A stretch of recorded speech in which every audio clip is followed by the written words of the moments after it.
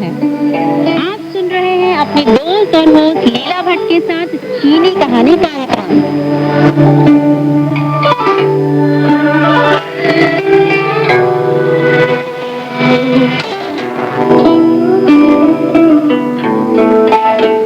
यह China radio international है।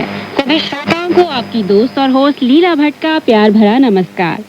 चीनी कहानी कार्यक्रम में आपका स्वागत है। आज के इस कार्यक्रम में लीजिए पेश है दर्शनीय स्थलों से जुड़ी कहानी। यह कहानी उत्तर पश्चिमी चीन के शांसी प्रांत में स्थित हान राजवंश के सम्राट वू ज़ी तियान के मकबरे की अक्षर रहित समाधि प्रस्तर से जुड़ी है। उम्मीद है आपको हमेशा की तरह बेहद पसंद आएगी। तो आइए शुरू करते हैं कहानी।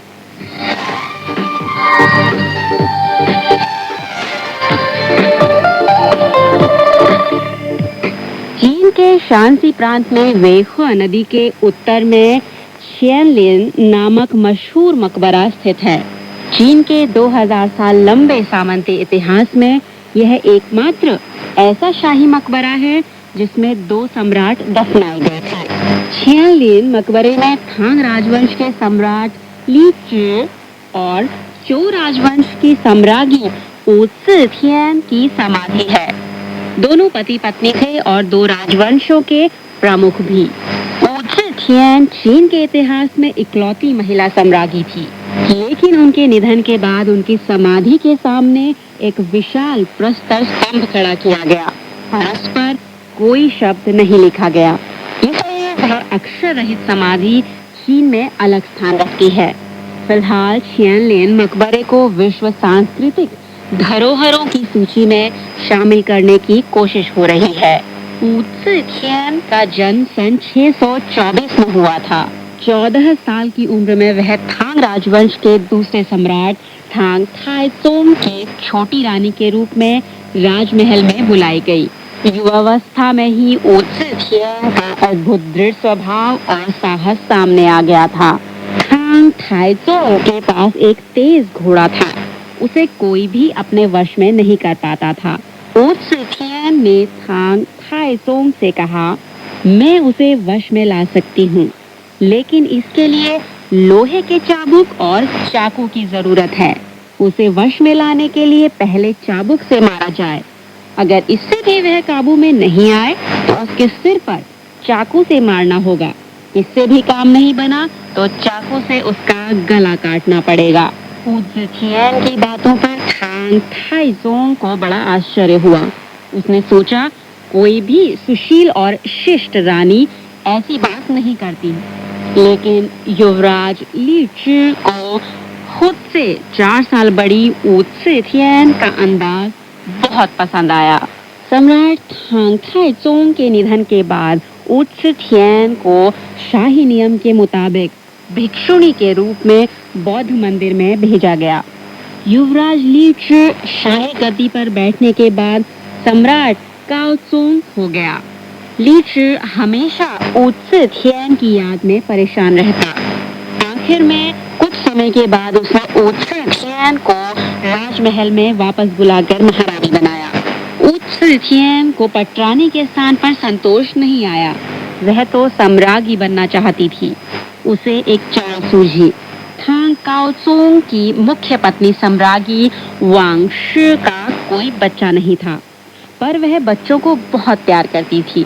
एक दिन सम्राज्ञी वांग शी वू ज़ी तियान के महल में उसके नवजात बच्चे को देखने गई। उसके वहां से चले जाने के बाद वू ज़ी तियान ने अपनी नवजात पुत्री का गला घोंटकर हत्या कर दी और शव को रजाई से ढक दिया। थोड़ी देर बाद सम्राट ली ची अपनी पुत्री को दुलारने वापस आया तो उसने पाया कि उसकी पुत्री मर चुकी है। ली ची को आश्चर्य हुआ और वू ज़ी तियान ने भी उसके पास रो रो कर बेहोश होने का स्वांग किया। राजमहल की दासियों से पूछताछ से पता चला कि अभी कुछ समय पहले सम्राज्ञी वांग शी आई थी। थांग काओज़ोंग को यह सुनकर बहुत क्रोध आया और उसने वांग शी को अपनी पुत्री का हत्यारा समझा। तब से सम्राट ली ची को अपनी सम्राज्ञी वांग से नफरत हो गई। इसके बाद ऊत्से-थियन ने एक बार फिर एक षड्यंत्र रचकर काओसोंग से सम्राज्ञी वांग को उसके पद से हटवाया और खुद रानी बन गई। रानी के आसन पर बैठने के बाद ऊत्से-थियन ने सामंती समाज में प्रशासनिक मामलों में महिलाओं को अधिकार न होने के नियम को खत्म कर राज्य के अहम मामलों में हस्तक्षेप करने लगी और धीरे धीरे कमजोर स्वभाव के सम्राट ली ची को भी निकम्मा साबित कर दिया। इस तरह अंत में सम्राट ली ची ने राजवंश के सभी अहम मामलों में फैसले का अधिकार ऊत्से-थियन को दे दिया और ऊत्से-थियन राजमहल के मंत्रियों और अधिकारियों की नजर में काओसोंग के बराबर दूसरी सम्राट जैसी बन गई। काओसोंग के देहांत के बाद राज्य की सत्ता पूरी तरह से ऊत्से-थियन के हाथों में आ गई। वह एक तानाशाह बन गई और उसने क्रमशः 2 सम्राटों को गद्दी पर बिठाया और हटाया। 67 साल की उम्र में ऊत्से-थियन ने थांग राजवंश का नाम बदलकर चौराज्य रखा। वह खुद सम्राट के सिंहासन पर बैठकर चीन के इतिहास में अकेली महिला सम्राज्ञी बन गई। सत्ता में आने के बाद ऊत्से-थियन ने तानाशाह के तौर पर शासन किया। बेरहम अधिकारियों पर विश्वास कर बेगुनाह लोगों की हत्या करवाई और अपने विरोधियों का सफाया कर दिया। उसने थांग राजवंश के शाही परिवारों का कत्लेआम किया, यहाँ तक कि अपने पुत्रों यानी थांग राजवंश के सम्राट के उत्तराधिकारियों को भी नहीं छोड़ा। थांग राजवंश के पुराने अधिकारी ह्यूचिंग-ये और लुओपिंग वांग ने थांग राजवंश की सत्ता बहाल करने के लिए दक्षिण चीन के यांगचो शहर में सैनिक विद्रोह किया और ऊत्से-थियन को हटाने की कोशिश की। ऊत्से-थियन के खिलाफ विद्रोह के आह्वान के लिए लुओपिंग वांग ने एक आलेख लिखा। आलेख पढ़ने के बाद ऊत्से-थियन ने मंत्रियों से पूछा कि यह लेख किसने लिखा। मंत्रियों ने जवाब में कहा कि लुओपिंग वांग ने लिखा। इस पर ऊत्से-थियन ने अफसोस जताते हुए कहा कि गलती तुम्हारी है। इस प्रकार की असाधारण प्रतिभा को राजमहल के काम के लिए इस्तेमाल क्यों नहीं किया गया। विद्रोही सेना को पराजित करने के लिए ऊत्से-थियन ने 3 लाख सैनिक भेजे। कुछ समय में ही ह्यूचिंग-ये के विद्रोह को शांत कर दिया गया। विद्रोही नेता ह्यूचिंग-ये और लुओपिंग वांग को मौत की सजा सुनाई गई। लेकिन अपने शासनकाल में महिला सम्राज्ञी ऊत्से-थियन ने देश के विभिन्न कार्यों के विकास के लिए कई अच्छी नीतियां भी लागू की। उसने कृषि उत्पादन के विकास को प्रोत्साहन दिया, प्रतिभाओं को सरकारी काम में लगाने के लिए अधिकारियों के चयन के लिए देशव्यापी ज्ञान परीक्षा व्यवस्था चलाई, अपने रिश्तेदारों और विश्वस्त पदाधिकारियों पर नियंत्रण किया तथा महिलाओं का सामाजिक स्थान उन्नत करने की कोशिश की। सत्ता में हस्तक्षेप के 50 साल तक सम्राट के रूप में 15 वर्ष के शासन में थांग और चो राजवंश मजबूत हुआ। सामाजिक सुरक्षा और स्थिरता बनी रही। जनसंख्या में भारी इजाफा हुआ। आर्थिक विकास तेज हुआ और कई बार बाहर से हुए हमलों को नाकाम कर दिया गया और थांग राजवंश का स्वर्ण युग जारी रहा। ऊत्से-थियन की 82 साल की उम्र में मृत्यु हो गई। मृत्यु के बाद उसे उसके पति थांग काओसोंग के साथ छियानलिन मकबरे में दफनाया गया। उसने अपनी समाधि के सामने बिना अक्षर स्तंभ खड़ा करवाया। यह समाधि स्तंभ एक विशाल समूचे पत्थर को तराशकर बनाया गया था, जो 8 मीटर ऊंचा और 2 मीटर चौड़ा है। पत्थर के इस स्तंभ पर सुंदर और सूक्ष्म तराशी का काम किया गया, लेकिन एक अक्षर भी नहीं उकेरा गया। इस वजह से यह समाधि स्तंभ भी चीन के इतिहास में बहुत मशहूर हुई। उत्तरवर्ती कालों में ऊत्से-थियन की इस अक्षर रहित समाधि स्तंभ के बारे में कई तरह की अटकलें पैदा हुई। किसी का मानना था कि ऊत्से-थियन ने खुद को प्रसिद्ध बनाने के लिए ऐसा समाधि स्तंभ बनवाया था। वह लोगों को यह बताना चाहती थी कि उसके असाधारण कारनामे शब्दों में बयान नहीं होते। किसी का मानना था कि ऊ त्सी थियन ने चीन की परंपरागत पुरुष प्रधान समाज व्यवस्था को उलट दिया। वह अपना अपराध जानती थी, इसलिए उसे अपने समाधि स्तंभ पर अपनी जीवनी लिखवाने का साहस नहीं था। और यह भी कहा गया कि निधन के बाद ऊ त्सी थियन सम्राट थांग काओसोंग के साथ एक मकबरे में दफनाई गई थी।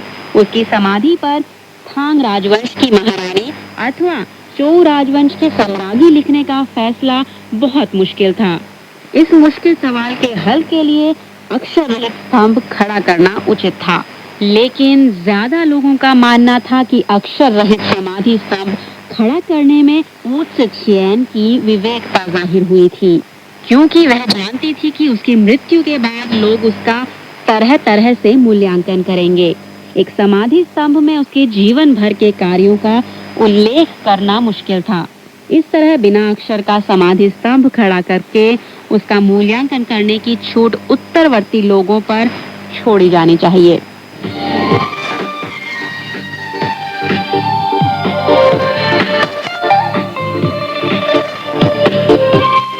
तो श्रोता मित्रों, शियनलिंग मकबरे का अक्षर रहित समाधि प्रस्तर के बारे में कहानी सुनने के बाद अब आप सुनिए एक मधुर गीत। नाम है सम्राज्ञी ऊ त्सी थियन, जो प्राचीन चीन में थांग राजवंश में महारानी ऊ त्सी थियन का गुणगान है। चीन के हजारों वर्षों के इतिहास में एकमात्र सम्राज्ञी के रूप में ऊ त्सी थियन के बारे में लोग बहुत चर्चा करते हैं। कुछ लोग उनके प्रशंसक हैं, जबकि कुछ लोग उनकी निंदा करते हैं। फिलहाल पुरुष के शासनकाल में महिला का सम्राज्ञी बनना अपने आप में एक महान बात है।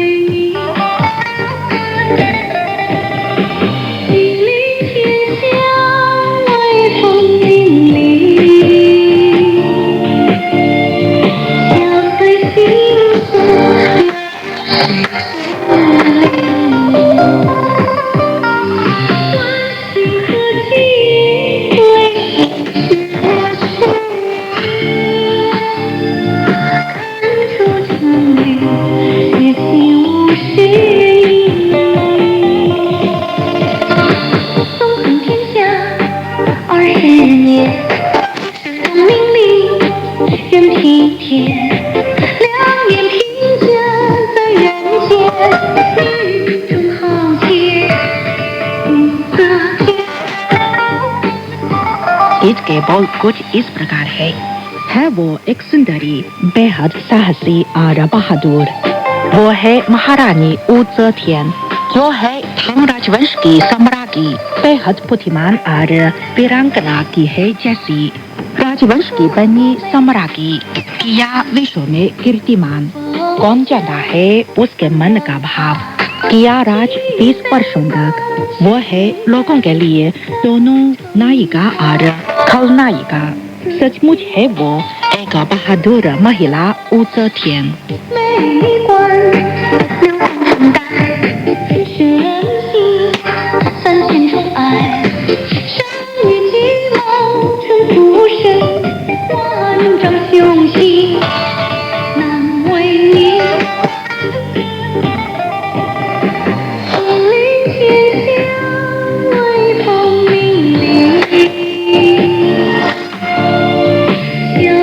心事了无距离。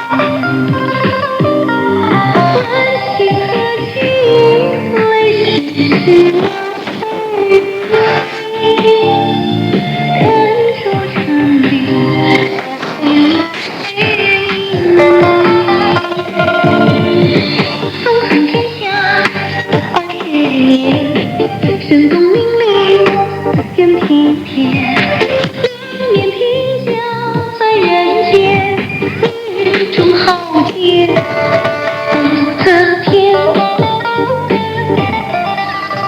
तो श्रोता दोस्तों, अभी आपने सुनी चीन के इतिहास में एकमात्र महिला सम्राज्ञी ऊ सिथियन और उसके शियनलिन मकबरे की अक्षर रहित समाधि के बारे में एक कहानी।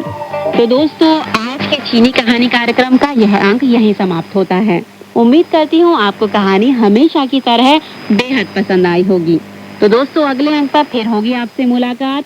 तब तक हंसते रहिए, मुस्कुराते रहिए, रखिए अपना ध्यान और दीजिए अपनी दोस्त और होस्ट लीला भट्ट को इजाजत। नमस्कार, बाय बाय, चाय चियन।